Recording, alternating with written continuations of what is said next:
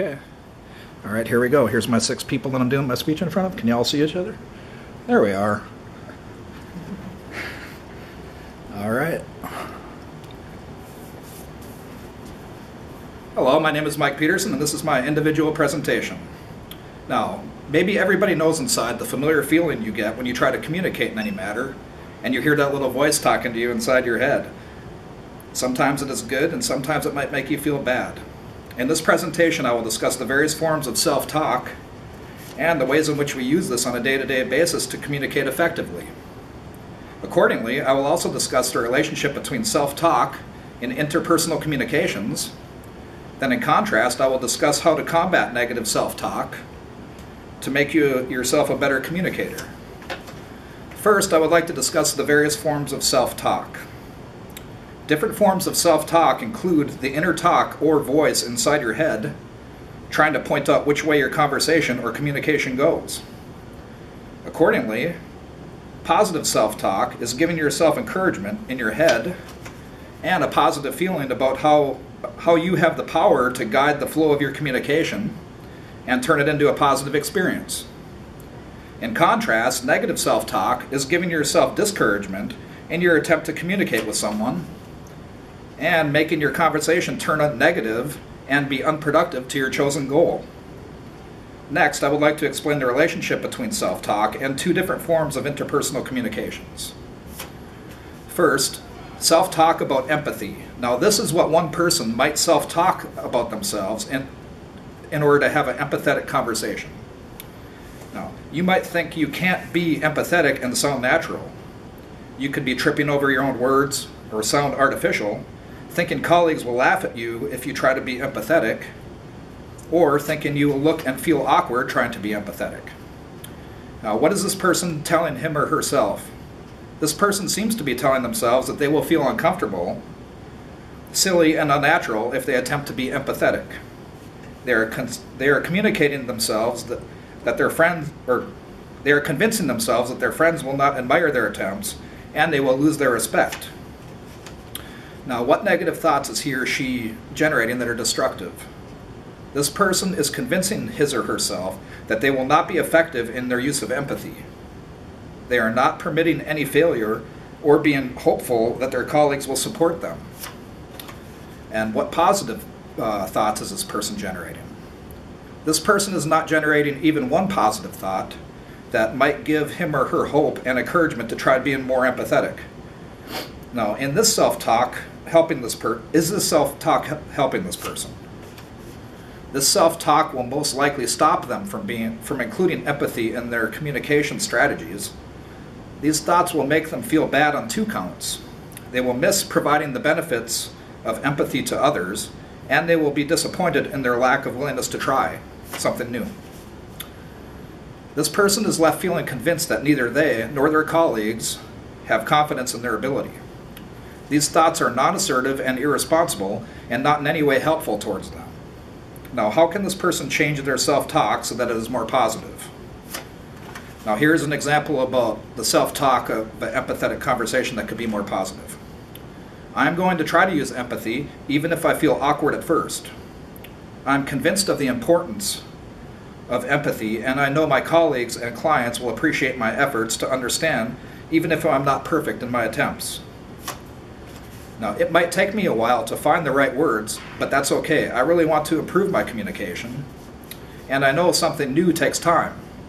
I can be patient with myself until empathy comes more natural in my interactions with others. Now, this type of positive self-talk is assertive and responsible. It underlines the importance this person places on being empathetic and gives them encouragement to try being more understanding. This positive self-talk is helpful because it boosts confidence and facilitates the incorporation of a new skill in their repertoire. Now, for my second example, this is self-talk about one person might say to themselves about a confrontation at work with their boss. I think it is better to keep my peace and not say anything to the boss about his abrasive manner to me these past few days. If I confront him, he'll think I am being too sensitive, and he'll be wary of me after this. He'll pull rank on me and get angry if I confront him.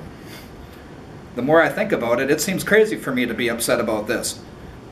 He's probably got something on his mind and doesn't realize he is taking it out on me. What if I get all upset and mix up my words or lose it and start hurting him? I'd really look like an unprofessional fool then.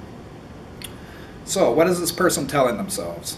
He or she is convincing themselves that they would be better off not confronting their boss about an issue that is important to them.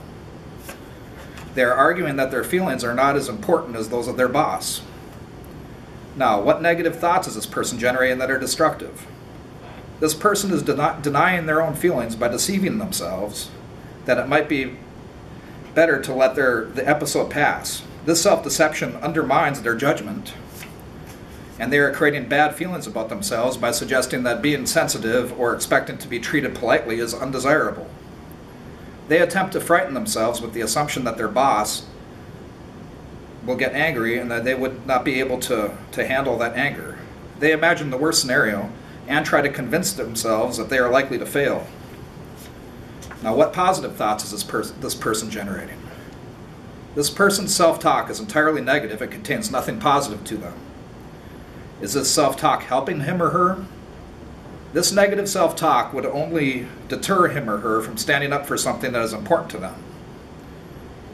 Their desire to be treated with respect. This approach makes him or her doubt their ability to confront and handle one possible outcome of confrontation, which is the boss's anger. This negative self-talk is not assertive and irresponsible in that they are allowing themselves to be mistreated and refuse to accept their responsibility for letting this behavior continue. Now, can they change this example of self-talk to make it more positive? Now, this is an example of how that self-talk could be turned positive. I don't like to confront my boss, but I don't like to be treated disrespectfully, so I will confront him. I know I can make my points clear so I do not seem like a whiner.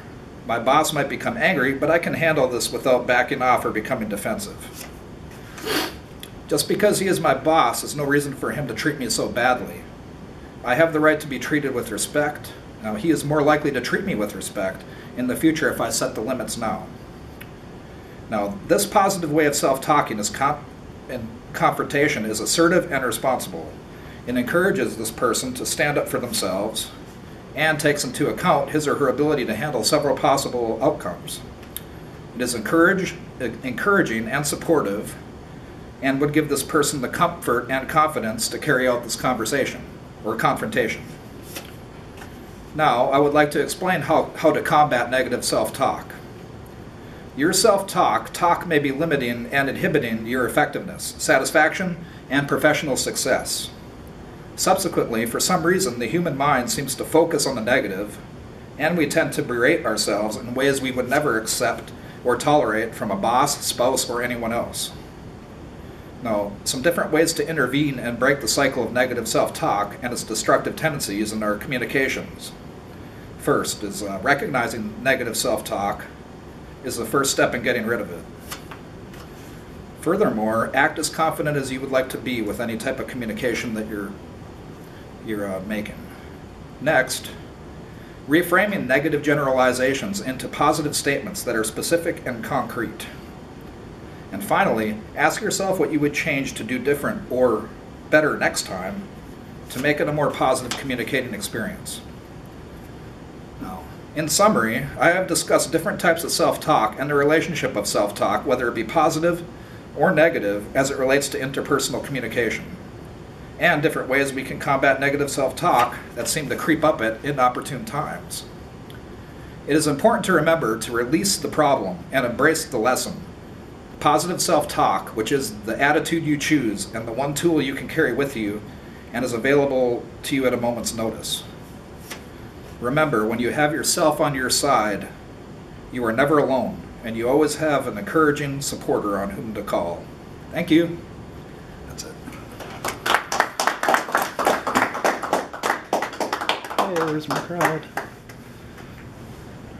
Thank you.